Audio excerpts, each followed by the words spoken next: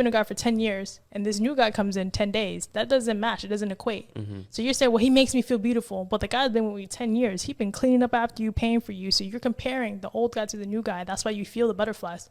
But I'll tell you right now, new guy, 10 years down the line, he's going to treat you the same way 10 years did. They don't want to hear that because they can't think that far. If you've been a guy for 10 years.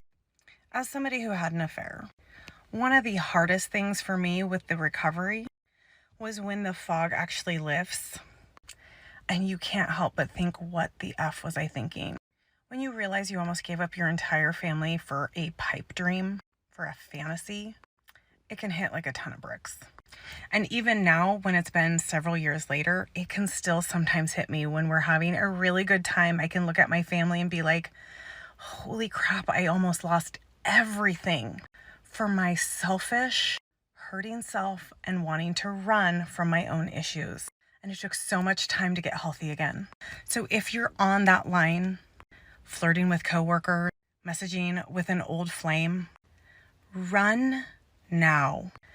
Take my advice and the advice from several people who've lived it and walked it. It's not worth it. Get out and get therapy now. Especially when you're average and you are below average. And get off my, no.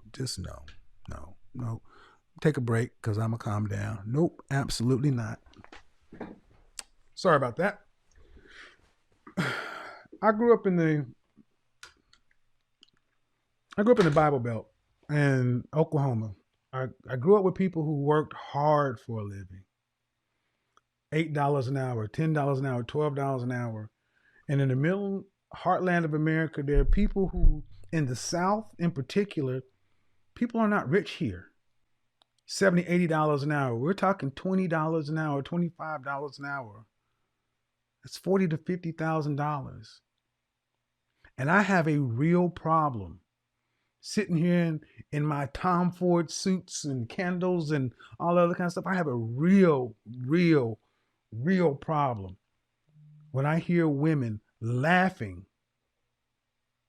poking fun at the men who built this fucking country. You're laughing at my uncle, my grandfather, the men who serve our country, the men who dig the ditches and build the roads and fix your plumbing and everything. I don't take that. This is, we have gotten so far in the Black community from what made us a community. We have no respect for our middle class. And out of respect for my platform, I'm not going to put your photo, man, but you are average at best. Damn, don't nobody want me? Nobody. Me, I want you. I want you. So you telling me nobody really want me? Modern feminism is ruining women. They don't want families. They don't want... Listen to me. I will never be able to afford a house. I will never be able to afford a house. I am about to lose my health insurance because I make too much money now. The 40-hour work week was structured around the assumption that you would have somebody at home doing your domesticated labor for free. Cooking, cleaning, childcare. Even despite currently living in an economy that requires a 2-income household just to be comfortable. The upper class all organize to prevent affordable housing from being built in the first place. The only war that there is a class war. You are not frustrated with feminism or women. You are frustrated with late-stage capitalism. I just can't be with someone who's not as successful as me, if not more, because again, I like having a figure to look up to, right? Course, yeah. And that should be my husband, that should be my man. Yeah. Like, teach me something. Yeah. Let's run up some businesses together. But it gets harder when you're like in the 1% now, and it's like, well, they love the idea of a successful woman that's grinding and working, but they don't really usually end up with that woman. They end up with the woman that she doesn't have much going on in her life, and it's just easier for her to just take care of him. Yeah, she's exactly right. The more money a man makes, the less he tends to care about his woman's money. But the more money a woman makes, the more she cares about the man's money. Always keep that in mind. That is the core tenet to women's biology. They want a man that's better than them in everything. So even if she is making $100K a year She wants the man that's making 150K a year. Exactly like she just said. She wants a man that she can look up. So I heard y'all go to Target to find us. So. Well, come find me then. I even got Starbucks in this loud ass car. And I'm even. What would you rate yourself on a scale of 1 to 10? At least 7. What do you think would make you a 10? BBL. Turn around.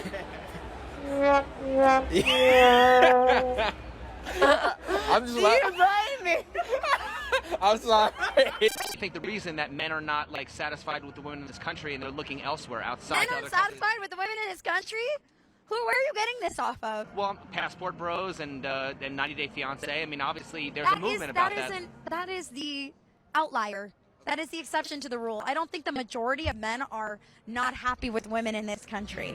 Does a woman's behavior play any role in how she's treated by men? Yes. Yes, huge role actually. How you carry yourself and how you behave towards yourself and how you treat others is a very good indicator of how people treat you and how you actually expect to be treated. So yeah. So why are people so quick to blame the man when things go wrong in a relationship? Because it's still their fault. Why is that?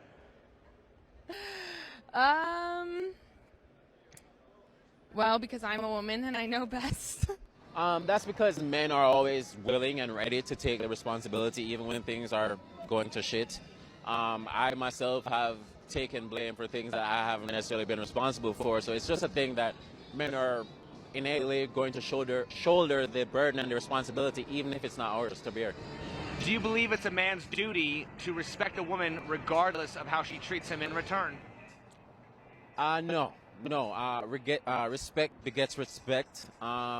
You being disrespectful, of course, there's a line that men try to not cross, but that's a situation where you just need to exit the situation and leave right away. Does a woman's behavior play any role in how she's treated by men?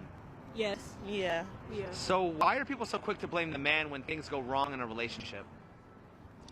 Because the men are supposed to be the breadwinners. It's easy to blame them. Because women don't like accountability. Women don't like being wrong, and nobody holds women accountable. They enable women, so it's easier to blame the man, like always. It's not always the guy's fault, but people are quick to judge the guy faster than they are the girl. So why is that?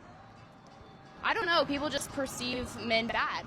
They do. And I don't agree with it, but that's just how guys are perceived. So there are good men out there. You just gotta find them. Yeah. Pick through them. Because she reminds them of that one girl that they wronged. Lori Harvey could really be used as a case study or like a red flag indicator for men. Because 1010% through and through to a T, she is a woman who does not need a man. And I feel like some men can get very triggered by her because she does not need a man for wealth. She doesn't need him for status. She doesn't need him for access. So what else are these men bringing to the table? And a lot of men, they see these men who she dates because they are absolutely top tier. And they just think like, oh, she's so ungrateful. Why would she not want to be with this man? Like, he's so great. Because there's something intangible he's incapable of fulfilling. For her, those things are just basics. So although they can provide, they have to bring something deeper, which other men are not in touch with.